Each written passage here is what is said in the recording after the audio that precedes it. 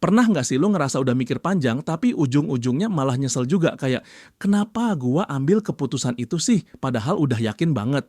Nah, ternyata bukan salah lo sepenuhnya, otak kita emang suka ngerjain kita. Serius. Dan buku The Art of Thinking Clearly karya Rolf Dobelli bakal bikin lo sadar. Seberapa sering kita tertipu sama pikiran kita sendiri. Oke, mari kita mulai dari ilusi yang sering banget kejadian, survivorship bias. Kita ngelihat orang sukses kayak Elon Musk, Steve Jobs, terus mikir, wah mereka bisa, gue juga bisa dong. Tapi kita lupa satu hal penting, yang gagal jumlahnya jauh lebih banyak tapi nggak kelihatan. Yang kelihatan cuman yang selamat. Sama kayak pesawat tempur zaman perang yang diteliti kerusakannya, mereka hampir bikin kesalahan besar karena cuman ngelihat pesawat yang balik. Yang nggak balik, nggak kelihatan. Jadi pelajarannya, jangan cuma belajar dari yang berhasil, belajar juga dari yang gagal. Next, ada confirmation bias. Ini nih penyakit umumnya manusia. Kita tuh cenderung nyari informasi yang ngedukung opini kita sendiri dan ngabaikan yang bertentangan. Misalnya lu udah yakin diet keto paling oke, terus lu googling manfaat diet keto aja, bukan bahaya diet keto. Padahal, biar adil, dua-duanya harus lu pertimbangin. Kalau enggak ya ujung-ujungnya lu cuma hidup di gelembung keyakinan sendiri. Terus ada juga sunk cost fallacy alias terjebak karena udah keburu. Lo udah langganan gym mahal setahun tapi males banget dateng.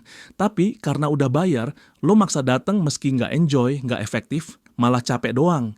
Padahal logika yang sehat bilang kalau nggak cocok, ya udah tinggalin aja. Duitnya udah keluar juga. Tapi otak kita nggak semudah itu. Dia bilang, sayang dong udah bayar. Nah lo juga pasti pernah kena yang namanya authority bias. Ketika orang yang lo anggap pinter ngomong, lo langsung percaya tanpa mikir ulang. Padahal gelar tinggi nggak selalu jaminan orang itu benar. Sejarah udah buktiin, bahkan profesor bisa salah besar. Jadi penting banget buat tetap kritis meskipun yang ngomong kayaknya kredibel banget. Dan yang paling halus tapi mematikan, social proof.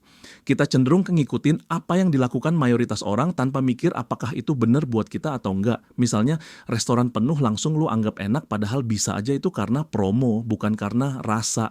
Atau semua orang investasi di saham X, lu ikut-ikutan, nyangkut. Kita itu social creature tapi kadang harus berani beda kalau logikanya bilang nggak masuk akal. Intinya, buku ini ngasih kita kaca pembesar buat ngelihat bias-bias yang selama ini ngendap di kepala. Rolf Dobelli ngajak kita buat mikir jernih, bukan cuma pakai otak, tapi juga ngerti kelemahan otak itu sendiri. Karena berpikir jernih bukan soal jadi jenius, tapi soal sadar kalau kita nggak selalu waras. Jadi, setelah tahu semua ini, lo masih yakin mau percaya 100% sama pikiran lo? Klik like dan subscribe buat dapetin video psikologi dan mindset keren lainnya.